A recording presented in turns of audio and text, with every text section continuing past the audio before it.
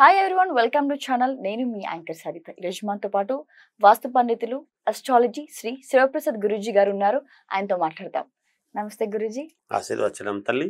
మరి ఈ నెల ఇంకా మే అయితే స్టార్ట్ అయిపోతుంది మనకి ఇంకో 2-3 రోజుల్లో. కాబట్టి ఈ నెల ఏ రాశి వరకు ఎలా ఉంది మనం ఒక్కొక్కటిగా మాట్లాడుకుందాం.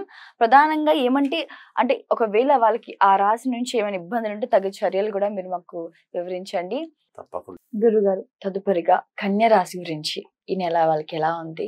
శ్రీ మహాగణాధిపతయే నమః. ఐం మహాసరస్వత్యే నమః. శ్రీ లలితాంబికాదేవ్యే నమః. కన్యా రాశి వాళ్లకు మహాద్భుతముగా ఉన్నది ఈ మాసము అని తెలియజేస్తున్నాను. ఎందుకు? గురువు మారడం వల్లను, కన్యలోనే కేతువు ఉండటం వల్లను కన్యా రాశి వాళ్లకు చాలా యోగవంతముగా ఉన్నాయి. నిజానికి 2023 వరకు కన్యా రాశి వాళ్ళ యొక్క జీవితం వేరు. 2023 ఇప్పుడు 24 కన్యా రాశి వాళ్ళు ఒక్కొక్క మెట్టు పైకెక్కడం అనేటువంటిది జరుగుతూ వస్తూ ఉన్నది. స్తంభించబడినటువంటిది, 4 గోడల మధ్య మాకు ఎటూ దారి లేదు అని బాధపడేటువంటి కన్యా రాశి వాళ్లకు తప్పకుండా దారి దొరికింది. ఖచ్చితముగా సంకల్ప బలముతో మేము ముందుకు వెళ్ళగలము అని ధైర్యంతో వీళ్ళు ఒక్కసారి మననము చేసుకొని పైకి లేచారు అంటే కార్యసాధన పూర్తి చేసుకొని మళ్ళీ కూర్చోవడం అనేది జరుగుతుంది గాక.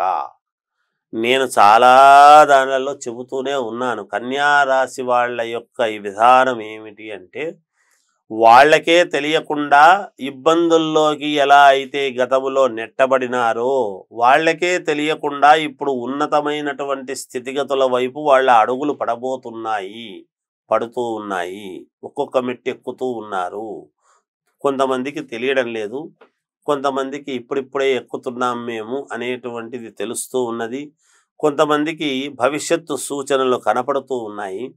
కొంతమందికి ఇంకా అగమ్య గోచరముగా ఉన్నాము, మాకు ఏమీ కనపడలేదు అనేటువంటి బాధ ఉండవచ్చును. కానీ ఈ మేలో గురువు ఎప్పుడైతే ఇక్కడికి వస్తాడో తప్పకుండా ఇంకా మెరుగైనటువంటి ఫలితాలు మీరు సాధించుకోబోతున్నారు అనేటువంటిది సుస్పష్టంగా తెలియజేస్తున్నాను. విదేశాలకు వెళ్ళాలి అని ప్రయత్నాలు చేసేవాళ్ళు చేసి వెళ్ళవచ్చును. విద్యార్థులకు చాలా అనుకూలవంతముగా ఉన్నది. వ్యాపారాలు చేసుకునేటువంటి వాళ్ళు, అసలు మాకేమీ తెలియదు అనుకునేటువంటి వాళ్ళు కొత్తగా వ్యాపారాలు చేసి బ్రహ్మాండంగా డబ్బు గడించడం ఉంటుంది. కన్యారాశి వాళ్ళు ఇప్పుడు అనూహ్యముగా వ్యాపారం చేస్తారు. ఎందుకు చేస్తారో కూడా తెలియదు. వాళ్ళకి చేయాలనే ఆలోచన కూడా ఉండదు, మొదలు పెడతారు. మొదలుపెట్టి డబ్బు రావడం అనేది జరుగుతుంది కాక నలుగురిలో అందరితోనూ కలిసి వీళ్ళ యొక్క ప్రతిభ, వీళ్ళ మాటకు అందరూ కూడా ముగ్ధులైపోవటము, వీళ్ళు ఏది చెబితే అది సరేలే అనుకోవటము, వీళ్ళకు అనుకూలముగా కాలము కలిసి రావటము, అన్ని రకాల యోగవంతాలు ఉన్నాయి గాక. ఎన్నాళ్ళ నుంచో ఉండేటువంటి అప్పులను కొద్దిగా తీర్చుకోవటం అనేటువంటిది కూడా ప్రారంభం జరుగుతుంది. ఖచ్చితముగా నాకు మళ్ళీ అవకాశం వచ్చింది, ఇక నేను ఎప్పుడూ ఇబ్బందులు పడాల్సిన అవసరము లేదు అని ఆత్మవిశ్వాసముతో ఉండేటువంటి విధానముగా ఉన్నది ఈ మాసం. విద్యార్థులకు చాలా యోగవంతముగా ఉన్నది.